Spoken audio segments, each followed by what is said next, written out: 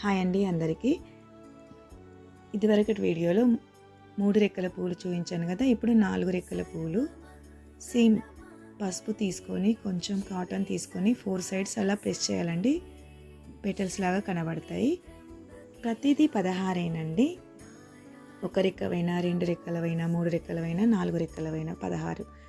తర్వాత 5వ రెక్కవి కూడా అలాగే 5 సార్లు ప్రెస్ చేయాలి పసుపుతో కాటన్ని. అలా 5 రెక్కలు అవుతాయి. ఇవి కూడా 16.